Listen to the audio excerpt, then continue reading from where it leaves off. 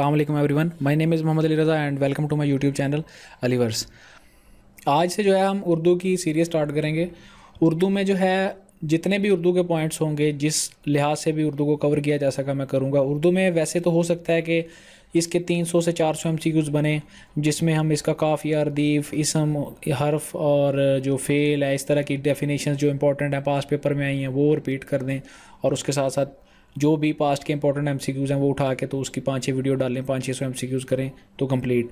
तो ये भी एक तरीका हो सकता है, लेकिन मैं इसको जो है सूटेबल नहीं समझता, क्योंकि इंग्लिश को हम लोग A to Z करें, उसके टेंसेस करें, पार्ट ऑफ स्पीच करें और सारा कवर करें, तो उर्दू के साथ ये नाइंसाफ़ी होगी अगर उर्दू को इस तरह से ना किया जाए। और उर्दू बिलीव मी इंग्लिश से कहीं ज़्यादा जो है वो ईजी है, क्योंकि एक हमारी अपनी ज़ुबान है और इसको समझना जो है वो आसान रहेगा हमारे लिए। तो उर्दू में ग्रामर से मैं शुरू करूँगा, और ग्रामर, इसके बाद नज़म, नसर और इम्पॉर्टेंट जो भी उसके बाद MCQs होंगे वो मैं बनाऊँगा। वीडियो हो सकता है 2-4 ज़्यादा बने इस सीरीज़ की, लेकिन मैं मेक श्योर करूँगा कि इसके अलावा उर्दू का कोई पॉइंट मिस ना हो, और तरीके से सीक्वेंस से चीज़ों को करने का मज़ा भी आएगा, आपको समझ भी आएगी कि ये चीज़ इसका ओरिजिन क्या है, ये आपस में मिलती किस तरह से है। वीडियो मैं स्टार्ट करता हूँ, बाकी जो चीज़ें हैं वो पॉइंट्स हैं वो मैं साथ साथ आपको समझाता जाऊँगा कि उर्दू को इस तरह से डिटेल में करने की जो है वो क्यों ज़रूरत है। उर्दू में सबसे पहले लफ्ज़ है। लफ्ज़ किसे कहते हैं कि जो भी कोई बात हम अपने मुंह से निकालते हैं, कोई भी लफ्ज़ निकालते हैं वो लफ्ज़ होता है। कोई भी बात जो कहते हैं वो लफ्ज़ है। इकसाम इसकी क्या है? कलमा और मुहमिल। कलमा वो है जो बात हम करें और उसकी समझ आए, कोई भी लफ्ज़ जो सेंस रखता हो उसको कलमा कहते हैं। रोटी, पानी, तो ये समझ में आने वाले लफ्ज़ हैं, इसको कलमा कहेंगे। मुहमिल है जो कोई भी बात जिसका कोई मतलब ना हो और सुनने वाले की समझ में भी ना आए। वोटी या वानी, इसकी आपको समझ नहीं आएगी, लेकिन रोटी वोटी, पानी वानी, कलमा के साथ मुहमिल आता है। तो कलमा वो लफ्ज़ जो समझ में आए और मुहमिल वो लफ्ज़ जिसकी समझ ना आए। कलमा की इकसाम 3 इकसाम है इसकी, इसम, फ़ेल और हरफ। अब मैं आपको रिकमेंड करूंगा कि अगर आप इसके साथ साथ नोट्स बनाते जाएंगे ना, तो आपको ये चीज़ें और आसानी से समझ आएंगी। वो आगे आपको समझ आ जाएगी किस तरह, क्योंकि अगर आप ऐसे ही देखते जाएंगे शायद कंफ्यूज करेंगे आपको, लेकिन अगर नोट्स बनाते जाएंगे तो आपके लिए काफ़ी ज़्यादा जो है इसका फ़ायदा होगा। इसम क्या है? कोई भी चीज़ जिसका कोई नाम है, किताब, रिजवान, सुर्ख, फूल, किसी भी चीज़ का कोई नाम जो है वो इसम कहलाता है। इसम की इकसाम है आगे बिलिहाज मायनी और बिलिहाज बनावट। बिलिहाज मायनी हम सबसे पहले देख लेते हैं। बिलिहाज मायनी 2 इकसाम है इसकी, इसमें मारफा और इसमें नकरा। इसमें मारफा से आपको समझ आएगा कि मारफा लफ्ज़ मारूफ से निकला है। मारूफ किसको कहते हैं? मशहूर को या फेमस को। तो ख़ास चीज़, शख्स या जगह को इसमें मारफा कहेंगे, यानी ताज महल, जावेद, कुरान, ये ख़ास नाम है, ख़ास किताब है, ख़ास महल है, इसमें मारफा। इसी तरह इसमें नकरा आम चीज़, आम शख्स या आम जगह के लिए इस्तेमाल होता है, यानी महल कोई भी हो सकता है, आदमी कोई भी, किताब भी बहुत सारी हैं, तो इस तरह ये इसमें नकरा है। अब इसमें मारफा की इकसाम और इसमें नकरा की इकसाम। इसमें मारफा की इकसाम है, इसमें इल्म, इसमें गैर, इसमें इशारा, जो इशारा करीब या बैईद है, और इसमें मौसूल।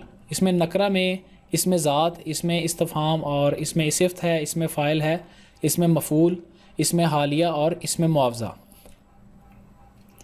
इसमें मारफा जो है वो मैं सारा रेड में कर रहा हूँ कि आपको पता चल जाएगा कोई भी टाइप है या सब टाइप है वो इसमें मारफा की होगी, और ग्रीन में जो सारा होगा वो इसमें नकरा का होगा। इसमें इल्म क्या है? वो इसम जो किसी शख्स की पहचान या अलामत के तौर पे इस्तेमाल हो, उसे इसमें इल्म कहते हैं। अब ये लफ्ज़ आपने सुने होंगे, उर्फ़, खिताब, कुन्नियत, लक़ब या तखल्लुस, तो ये इसमें इल्म की इकसाम है। इसको कहते क्या हैं या इनकी डेफिनेशन क्या है वो देख लेते हैं। उर्फ़ कहते हैं प्यार या हकारत की वजह से किसी भी शख्स का लोगों में मकबूल होने वाला नाम, यानी जमील नाम होता है उसको जीला कहते हैं, ताहा से फाहा, तो इस तरह ये उर्फ़ होंगे उसका। ख़ताब जो हुकूमत की तरफ से एजाज़ी तौर पे या इल्मी या अदबी खिदमत करने पर दिया जाए उसे ख़ताब कहते हैं। सर का जो है, सर सैयद अहमद खान को सर कहते हैं। निशान हैदर मिलते हैं, तमगा इम्तियाज़, नवाब खान और बहादुर, तो ये ख़ताब होते हैं जो हुकूमत की तरफ से दिए जाते हैं, एजाज़ी नाम। कुनियत कहते हैं माँ बाप का औलाद की या बेटे बेटी का माँ बाप के ताल्लुक़ की बुनियाद पर जाने जाना, यानी अबू अल कासिम, कासिम के वालिद, और उम्मे ज़ुबैर, ज़ुबैर की माँ, तो इस तरह से कुनियत होगा। लक़ब कहते हैं जो किसी ख़ास खूबी की वजह से दिया जाए, किसी खूबी की वजह से दिया जाने वाला नाम जो लोगों में मकबूल हो जाए, लक़ब है। इस तरह कलीमुल्लाह हज़रत मूसा अलैहिस्सलाम का लक़ब है, और खलीलुल्लाह हज़रत इब्राहीम अलैहिस्सलाम का। तखल्लुस जो है वो शायर लोग जो शेर में आपने देखा होगा अक्सर गज़लों में अपने नाम की जगह مختصر نام استعمال کرتے ہیں، یعنی مرزا اسد اللہ خان غالب ہے، یہ شعر میں نہیں لکھ سکتے تو وہ غالب لکھتے تھے. مولانا الطاف حسین حالی پورا نام ہے، وہ حالی لکھتے تھے. اس طرح حالی، ذوق، غالب، میر جو ہیں وہ مختصر نام جو لکھتے ہیں وہ تخلص ہیں. اس میں غیر ہے آگے وہ کلمہ جو کسی دوسرے اسم کی جگہ استعمال کیا جائے. یعنی حمزہ میرا اچھا دوست ہے، وہ میرے گھر کے قریب رہتا ہے، وہ بہت ہوشیار ہے. اب میں اس کو بار بار حمزہ نہیں لکھوں گا، تو حمزہ کی جگہ جو دوسرا لفظ استعمال کیا وہ اس میں غیر ہے. اگر دیکھا جائے تو یہ ایک طرح سے پروناؤن بھی بنتا ہے، یعنی ایک ناؤن ہے حمزہ، اس کی جگہ جو دوبارہ رپیٹ ہو رہا ہے بار بار لفظ وہ اس میں غیر ہے. اس میں اشارہ کسی بھی بات کے لیے اگر ہم کسی چیز کی طرف اشارہ کریں تو وہ اس میں اشارہ ہے. اشارہ قریب یا بعید ہے. میرے پاس کوئی چیز پڑی ہے، یہ ماؤس ہے یا یہ موبائل ہے، یہ لیپ ٹاپ ہے، تو یہ اس میں اشارہ ہے. دور ہوگی وہ دیوار ہے، وہ لڑکا ہے، تو یہ اس میں اشارہ بعید ہوگا. اس میں موصول وہ ناتمام اسم جس کا مطلب، یعنی جس لفظ کا مطلب ہمیں پورے جملے کے بنا سمجھ نہ آ سکے اس کو اس میں موصول کہتے ہیں. یعنی جس کا، جیسے، جن کا. اب جس کا کام اسی کو سانجے، جس کا لفظ جو ہے وہ باقی جملے کے بنا ادھورا ہے، تو جو لفظ باقی جملے کے بنا ادھورا ہو یعنی اس کا مطلب سمجھ نہ آئے وہ اس میں موصول ہوتا ہے. اس میں ذات ہے، یہ ابھی اس میں نکرہ کی جو ہے وہ اقسام شروع ہو گئی ہیں. اس میں نکرہ میں نے آپ کو بتایا تھا کہ نکرہ عام جو ہے وہ اس کے لیے استعمال ہوتا ہے. اس میں ذات کیا ہے؟ ذات کوئی بھی ذات کسی بھی چیز کی، کسی عام انسان یا جنس کے نام کو اس میں ذات کہیں گے. کتا، پینسل، کتاب، دروازہ. تو دروازہ لکڑی کا ہو سکتا ہے، لوہے کا ہو سکتا ہے. اس طرح کتاب ریاضی کی، اسلامیت کی، پینسل کی قسم ہو سکتی ہے، کتے کی قسم. تو یعنی کہ عام لفظ جو استعمال ہوتے ہیں وہ اس میں ذات ہوں گے. اب اس میں ذات کی 5 اقسام ہیں. اس میں مصغر، اس میں مکبر، اس میں ظرف جس میں جگہ، مکان یا وقت زمان، اس طرح اس میں اعلیٰ، اور اس میں صوت. اس میں مصغر ہے جس میں کسی چیز کی چھوٹائی بیان کی جائے، یعنی تمہارا قد چھوٹا ہے، اس چیز کی چھوٹائی بیان کی گئی. اس میں مکبر یعنی مکبر کبیر سے ہے، کسی چیز کی بڑائی بیان کی جائے. یہ مکان عالی شان ہے تو کسی چیز کی بڑائی بیان ہوئی ہے. اس میں ظرف مکان یعنی کسی جگہ کے بارے میں ذکر ہو، اور زمان یعنی کسی وقت کے بارے میں، ماضی، حال یا مستقبل کے بارے میں ذکر ہو، تو وہ اس میں ظرف ہے. اس میں اعلیٰ جس میں کسی آلات کی بات ہو، اور اس میں صوت آوازیں یعنی باؤ باؤ، میاؤ میاؤ، تو کسی جانور، کسی چیز کی جو ہے وہ آوازیں اس میں صوت ہوں گی.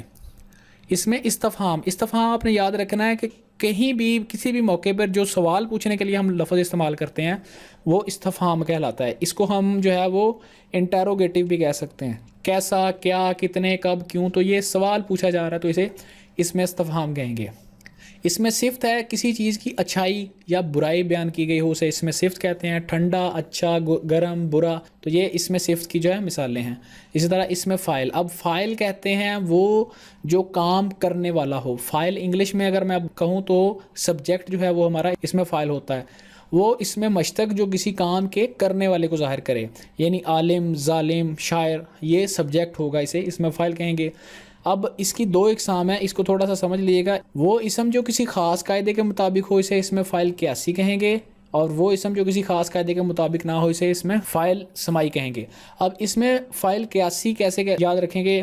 اس کا تھوڑا سا میں نے جو طریقہ یاد رکھا ہے وہ یہ ہے کہ قیاسی کا لفظ قیاس سے ہے. قیاس کہتے ہیں قیاس آرائی کرنا یا سوچنا، غور و فکر کرنا.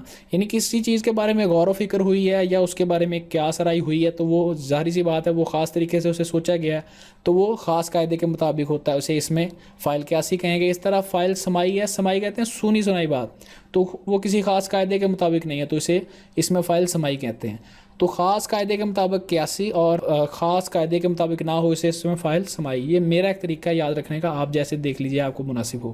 اسی طرح اس میں مفعول وہ اس میں مشتق ہے جو کسی جگہ یا چیز کو ظاہر کرے. مفعول کسی بھی جگہ کو یا چیز کو ظاہر کرتا ہے جس پر کام ہو. مفعول آپ اس طرح سے یاد رکھ سکتے ہیں کہ ورب جو ہوتا ہے ہمارا وہ مفعول کہلاتا ہے، یعنی جلی ہوئی، لکھی ہوئی، پڑھی ہوئی. اب اس کا بھی ویسے ہی ہے، جو کسی خاص قاعدے کے مطابق ہو وہ اس میں مفعول قیاسی کہلائے گا، اور جو کسی خاص قاعدے کے مطابق نہ ہو وہ سماعی، اس میں مفعول سماعی کہلائے گا. اس میں حالیہ کا لفظ حالت سے ہے. وہ اسم جو فاعل یا مفعول کی حالت کو ظاہر کرے، یعنی لڑتا ہوا، بھاگتا ہوا، تو یہ اس کی سچویشن بتا رہا ہے کہ وہ لڑ رہا ہے یا بھاگ رہا ہے، اس کی حالت کو اس میں حالیہ کہیں گے. اس میں معاوضہ. اب کوئی شخص جو کام کرتا ہے, محنت کرتا ہے, اس کا جو معاوضہ بنے گا اس معاوضے کا نام اس میں معاوضہ کہلائے گا. یعنی رنگا سے رنگائی, پسوانا ہے اس کی پسوائی ہوگی, دھونا ہے اس کی دھلائی ہوگی, کٹوایا ہے اس کی کٹائی ہوگی. تو اس طرح سے کوئی بھی کام اس کا جو معاوضہ ہے, وہ جو ٹرم بنتی ہے, وہ جو اسم بنتا ہے, اسے اس میں معاوضہ کہتے ہیں. اب اسم کی اقسام باللحاظ بناوٹ ہے. سب سے پہلے اس میں مصدر ہے. مصدر کے معنی کھلنے کی جگہ. اس میں مصدر وہ مصدر ہے جس میں کسی کام کا کرنا, ہونا یا سہنا پایا جائے, اسے اس میں مصدر کہیں گے. اس میں حاصل مصدر وہ اسم جو مصدر سے بنا ہو اور اس میں مصدر کی کیفیت ہو. یعنی لڑائی جھگڑا نہ کرو, اور ہار جیت تو ہوتی رہتی ہے. لڑائی, اس میں لڑائی جھگڑا نہ کرو میں لڑائی جو ہے وہ اس میں حاصل مصدر ہے. لڑنا جو ہے وہ مصدر ہے اور اس سے لفظ لیا گیا لڑائی, تو وہ اس میں حاصل مصدر ہے. اسی طرح ہار جیت یہ بھی اس میں حاصل مصدر ہے. اس میں مشتق وہ اسم جو قاعدے کے مطابق مصدر سے بنایا گیا ہو. یعنی چلنا ہے, چلنا کیا ہے؟ چال سے ہے. لکھنا لکھائی سے ہے. پڑھنا پڑھائی سے ہے. تو مصدر سے جو لفظ لیا گیا ہو خاص قاعدے کے مطابق اسے اس میں مشتق کہتے ہیں. اس میں جامد ہے. جامد کا مطلب ہے جمع ہوا یا ٹھوس. وہ اسم جو نہ کسی دوسرے اسم سے بنے اور نہ اس سے کوئی دوسرا اسم بنے. یعنی کتاب ہے, اس سے کوئی اور اسم نہیں بنتا, نہ اس سے کوئی اور اسم بنایا جا سکتا ہے. مکان, میز, قلم, تو یہ اس میں جامد ہوں گے. نیکسٹ ویڈیو میں جو ہے وہ اسم کے بعد فعل اور حرف جو ہے ان دونوں کی ٹائپس کو کروں گا میں کمپلیٹ. آپ سے ملاقات ہوگی انشاءاللہ نیکسٹ ویڈیو میں. تب تک اپنا خیال رکھیے گا. اللہ حافظ.